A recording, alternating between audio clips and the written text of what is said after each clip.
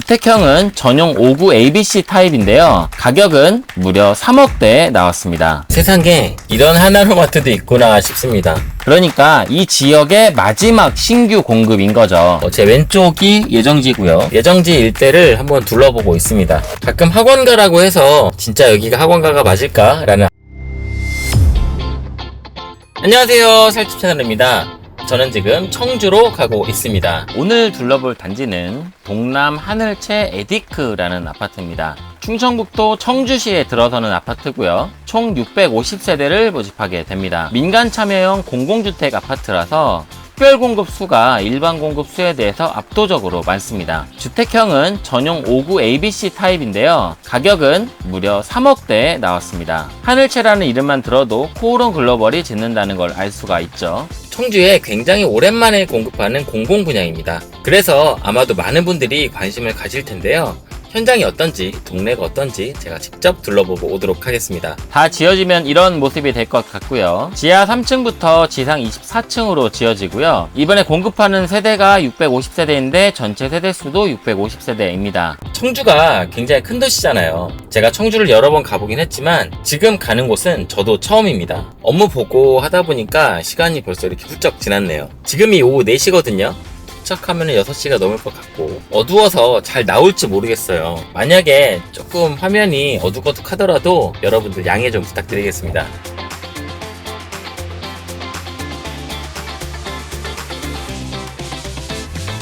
이렇게까지 오래 잘 줄 몰랐는데 잠깐 잔다는 게 1시간을 넘게 잤네요. 제가 많이 피곤했나봐요. 그 사이에 너무 많이 어두워져서 이제는 진짜 밤이 가까워진 느낌이네요.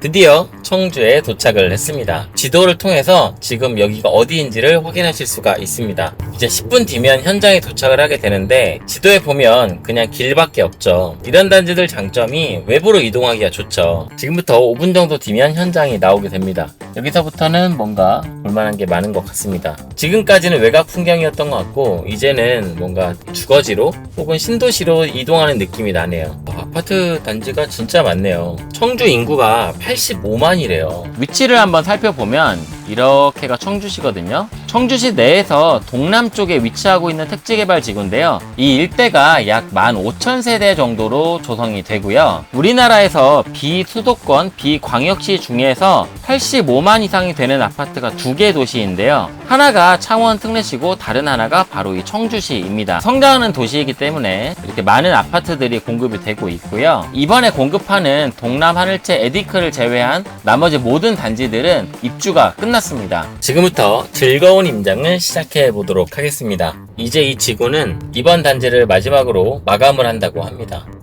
좋네요. 신도시 느낌이 물씬 납니다. 제가 지도에서 봤던 호반 서밋이 여기네요. 풍경을 확인하실 수가 있고요. 저는 여기서 우회전을 할 겁니다. 우회전을 해서 들어가게 되면 예정지가 나오게 됩니다. 제가 기대했던 도시 풍경보다 훨씬 좋은 것 같아요. 예정지를 먼저 보러 가고 있습니다. 역시나 초행길이라 예정지를 보러 가는 것도 쉽지가 않네요. 이 길에서 좌회전을 하면 현장이 나오는 것 같아요. 여기가 청주 하나로마트네요. 여기에서 살짝 보이네요. 지금 여기 흰색 펜스가 있거든요. 이 흰색 펜스가 예정지인 것 같습니다.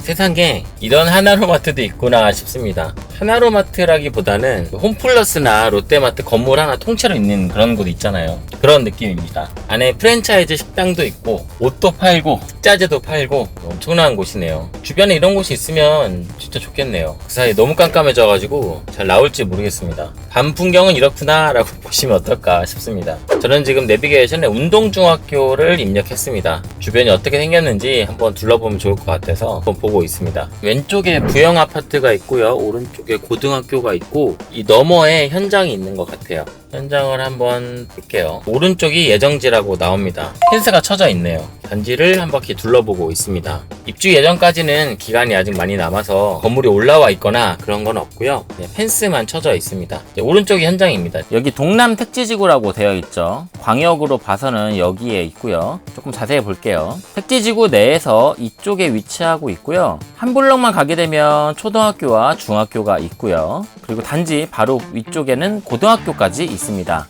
그러니까 초등학교, 중학교, 고등학교가 모두 이 단지 주변에 있는 거죠. 지금 정면에 보이는 아파트가 우미린이고요. 이 우미린이 예정지와 바로 붙어있는 단지입니다. 깔끔하네요. 신도시 느낌이 물씬 납니다. 단지 옆에 상가 건물이 몇 개 있고요. 이렇게 어두울 때 현장 답사 영상은 처음 찍어보는 것 같아요. 어떤 느낌일지 잘 모르겠네요. 여기가 이번 예정지인데요. 이쪽으로 조금 올라가게 되면 이 일대에 학원가가 많이 있대요. 단지 인근을 한번 쭉 둘러보고 있고요. 제 핸드폰이 GPS를 잘 못 잡고 있는데 제 왼쪽이 예정지고요. 예정지 일대를 한번 둘러보고 있습니다. 이렇게 생겼고 단지에서 조금 걸어 나오면은 상가 건물들이 꽤 있네요. 택지개발지구의 마지막 단지들은 분양가가 기대했던 것보다는 높지만 생활 인프라들이 완성되어 있다는 장점도 있죠. 반대로 처음 들어간 단지들은 생활 인프라는 불편하지만 분양가가 싸다는 이점이 있죠. 뭐든지 다 균형이 있는 것 같습니다.